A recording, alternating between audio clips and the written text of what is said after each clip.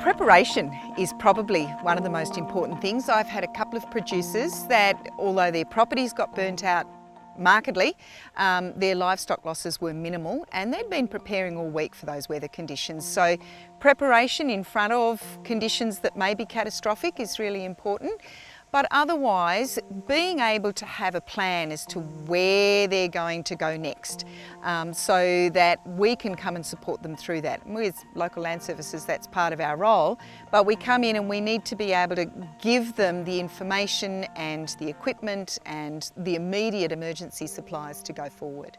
For example, the landholder I was talking about, they had moved livestock onto fallow paddocks. They'd put fire breaks in, they'd made slash tracks from water down to gateways so that if they did have to move livestock they could do it quickly. They had plenty of water in tanks available as required, and they had all their firefighting equipment filled and ready on hand. So that was, it took them a week to do it, but they knew it was coming. The main thing is assessing stock appropriately.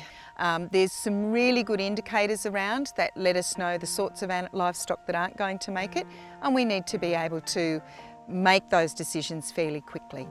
Essentially, that's our role at that initial point in time, is to go in and to be able to assess livestock, what's likely to require or manage with ongoing care, and what's likely to need destruction on welfare grounds. From there on, animal support wise, we're making sure that they've got appropriate feed on hand, they've got appropriate water on hand, that any ongoing issues with stock, and you'll have for about 2 or 4 weeks conditions that may not have looked an issue initially that start to show up as ongoing problems. So reassessment of livestock. I've still been going out every week and just rechecking some livestock on different properties and making sure that they're progressing further, and as much as anything being there to give advice to landholders. Longer term with livestock, it's things like animals that are coming up to breeding, whether the females, whether they've had teat damage, whether their udders are still effective, whether they've had damage to vulva or vagina from fires, so that they're not going to be able to be served and carry livestock or carry progeny to term. Those sorts of issues would be one. Probably looking at fertility levels in males, so rams and bulls would be another issue that I'd be looking at. And then our general, normal, everyday health management, so our vaccinations, worming programs, those sorts of things. If you were replacing stock that you've lost, I'd be looking at making sure that they've got good background health. So things like your sheep health statements and your cattle health declarations.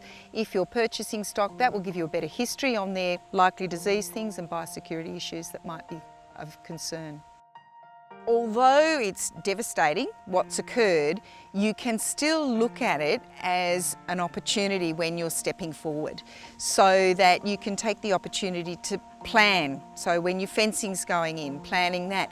Reorganise your livestock operation, so you can change timing on breeding, you can look at different livestock opportunities, those sorts of things. So take it as a time to sit back, reflect, and look at where you want your business to go next.